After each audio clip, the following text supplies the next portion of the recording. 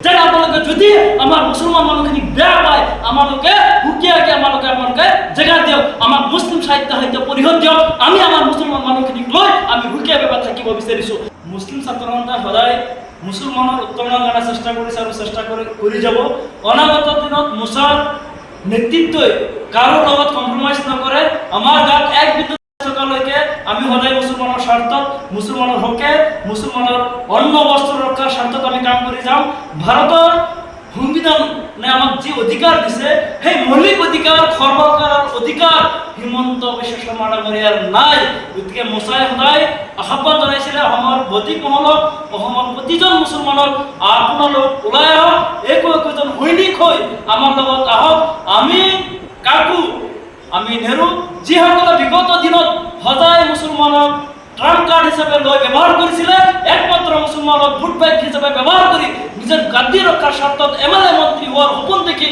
আজি আপোনালোকৰ মাজত সোমাই আছিলে বিভিন্ন ধৰণৰ সংখ্যালঘুৰ নামত আন্দোলন কৰিছিলে কিন্তু তাৰ পৰিণাম কি হ'ল আজি কিছুমানে মন্ত্ৰী বিধায়ক হৈছিলে কিন্তু তেওঁলোকৰ সময় নাছিলে যে বিধানসভাত এটা বিল পাছ কৰি আইন পাছ কৰি তেওঁলোকে মুছলমানৰ যিবিলাক সমস্যা বিএকে ডিপুটৰ সমস্যা এনআৰচিৰ সমস্যা ভূমিৰ অধিকাৰ তেওঁলোকে দিয়াৰ পৰা বঞ্চিত কৰিছিলে গতিকে তেওঁলোকে একমাত্ৰ মুনাফাৰ স্বাৰ্থতহে কাম কৰিছিলে গতিকে আমাৰ এটা আহ্বান আছে এতিয়াও আছে অনাগত দিনত থাকিব যে আমি সদায় মুছলমানৰ স্বাৰ্থত কাম কৰিছোঁ আৰু কাম কৰি যাম আমি কোনো ৰাজনৈতিক দলৰ পক্ষত নহয় আমি কাৰোবাৰ বি টিম হৈ কাম কৰা নাই আজি এটা সংগঠনে যদি কাৰোবাৰ বি টিম হৈ কাম কৰিছে এয়া ৰাইজে বিবেচনা কৰিব গতিকে সংখ্যালঘুৰ আন্দোলনৰ নামত কিছুমান মানুহে একমাত্ৰ নেতা হোৱাৰ এমএলএ হোৱাৰ মন্ত্ৰী হোৱাৰ কাৰণে কিছুমানে কাম কৰি আছিলে বিগত দিনত আজি বিগত দিনত যিবিলাক প্ৰভাৱশালী মন্ত্ৰী আছিলে তেওঁলোকে কি কৰিছে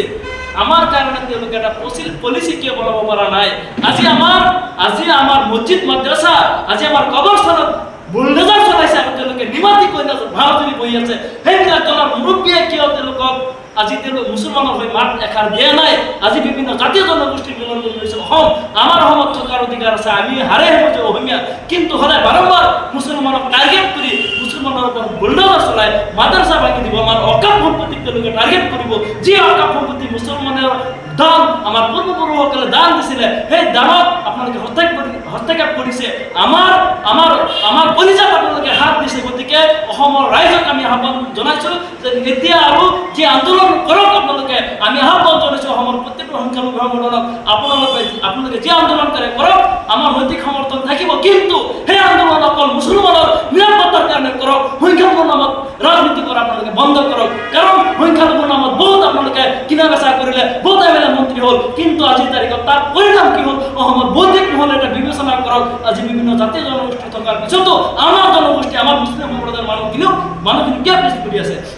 আমি অসমৰ মুখ্যমন্ত্ৰী ডাঙৰীয়াক আমি আহ্বান জনাইছোঁ ইতিমধ্যে মুছলমানৰ পৰা বিভিন্ন সময়ত আমি দাবী উত্থাপন কৰি আহিছিলোঁ যে আপোনালোকে যদি আমাৰ মুছলমান মানুহখিনিক বেয়া পায় আমালোকে হুকিয়াকে আমালোকে